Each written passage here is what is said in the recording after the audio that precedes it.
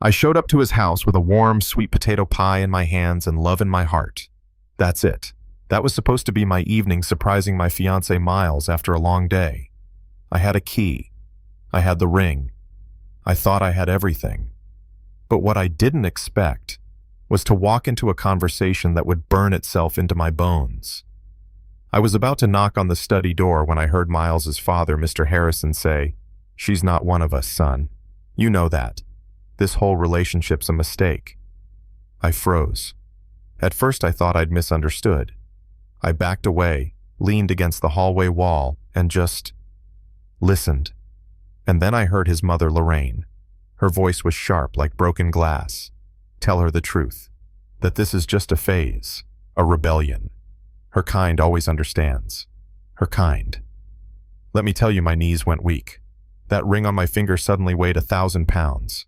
I wanted to scream, to cry, to throw that pie at the wall, but instead I stood there in silence, listening, absorbing. Miles spoke up, and for a moment I prayed. What am I supposed to do? The wedding's in 2 weeks. Say you love me, I thought. Say you're going to stand up to them. But no. He said everyone will ask questions. The whole firm will talk. And then his dad, cold as stone, said, better they talk now than see you ruin everything. Do you think Henderson's going to trust someone married to, well, you know. That was it. That was the moment the future I had imagined died. I tried to leave without making a sound, but as I pulled the front door open, my purse caught on a side table. My grandmother's antique mirror clattered to the floor. I stood there shattered, just like the glass at my feet. Did you hear that? I heard Miles ask. I bolted, ran to my car, barely seeing through the tears. My phone buzzed, calls from him, messages piling up. But I couldn't bring myself to answer. I knew that if I heard his voice, I might fold, might pretend it hadn't happened. Back in my apartment, I sat in the dark for hours, replaying everything. 3 years of holidays, Sunday dinners, whispered dreams. My mama's joy when I told her we were engaged. The look in my grandma's eyes when she said, "Now I can rest, knowing you're loved." And it was all built on a lie. The next morning, I hadn't even brushed my hair when I saw his car parked outside. My phone lit up with texts. "Please, I can explain. I didn't mean for you to hear that. I'm outside. Just let me in." And then a knock. Not from him, but from my mama. She brought biscuits, coffee, and that look mothers give when they know their baby's world just got broken into pieces.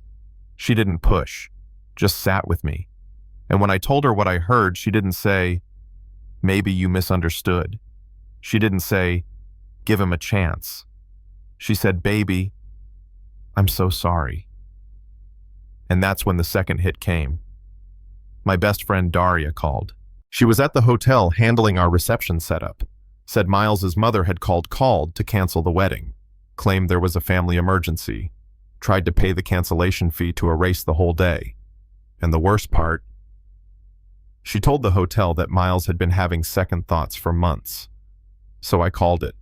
Told Daria to cancel everything. Not postpone, not reschedule, just cancel. Mama tried to stop me. Said, "Don't decide anything while you're hurt." But I wasn't just hurt. I was humiliated. Then came the final straw. Mama confessed something she'd been holding back. Said that last month Miles had asked her about my father's inheritance, whether I was using it for the house, whether we'd keep finances separate. He was planning for my money more than our marriage. I told her I need to hear it from him. One last time.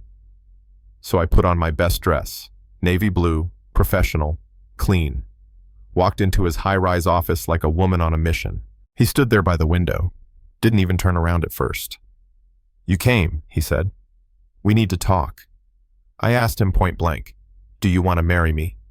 Not your parents, not your clients. You." He sat down looking like a boy who just failed his final exam. "I want things to be easy," he said. "I want to go to dinners and not feel watched. I want kids who fit in. Clients who don't question me. My parents have connections. Henderson, he's old-fashioned." "You mean racist," I said. He flinched. "I wouldn't call him that."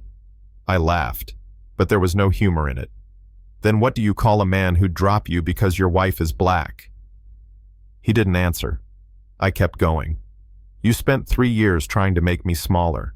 You called it compromise. I called it love. But it was you, who never truly showed up for me. Still nothing. So I pulled off the ring, set it on his desk. Don't worry about canceling anything I said. I'll handle the mess. Just like I always do. And then I walked out. Didn't cry. Didn't scream. Just left. And for the first time in months, maybe years, I felt light. 6 months later, I'm not in a high-rise office. I'm in a gymnasium, coaching 30 little girls for the Sweetbrook Heritage Festival, teaching them choreography, but more importantly, teaching them pride, confidence, culture. I started a nonprofit called Roots and Rhythm, using the very money Miles had once planned to spend. And one day, while I was taping sequins on a costume, a man named Elijah walked in, said he was a teacher, worked with special needs kids, wanted to volunteer with the boys' program we were planning. He had warm eyes, carried purple Band-Aids in his pocket for real, said he liked being prepared. The first time I saw him kneel down and talk to one of my girls like she was royalty, I knew. This was the kind of man who saw people, not projects. We've had coffee once, might have another one this weekend. Maybe it'll turn into something, maybe not. But here's what I know: I'd rather be alone in truth than loved in lies. I'd rather have scraped knees and real laughter than diamonds bought with silence. And to anyone watching this, who's ever felt like they weren't enough or too much or didn't belong, you do. You always did. Now let me ask you this. Have you ever been in a relationship where love had to be earned by shrinking who you are? Where someone loved the idea of you, but not the reality? Tell me in the comments. Let's talk about it. Because real love doesn't flinch. It shows up. Even with purple Band-Aids. I showed up to his house with a warm, sweet potato pie in my hands and love in my heart. That's it. That was supposed to be my evening, surprising my fiancé Miles after a long day. I had a key. I had the ring. I thought I had everything. But what I didn't expect was to walk into a conversation that would burn itself into my bones. I was about to knock on the study door when I heard Miles's father, Mr. Harrison, say, "She's not one of us, son. You know that. This whole relationship's a mistake." I froze. At first I thought I'd misunderstood. I backed away, leaned against the hallway wall, and just listened. And then I heard his mother, Lorraine. Her voice was sharp like broken glass. Tell her the truth, that this is just a phase, a rebellion. Her kind always understands. Her kind. Let me tell you, my knees went weak. That ring on my finger suddenly weighed 1,000 pounds. I wanted to scream, to cry, to throw that pie at the wall, but instead I stood there in silence, listening, absorbing. Miles spoke up, and for a moment I prayed.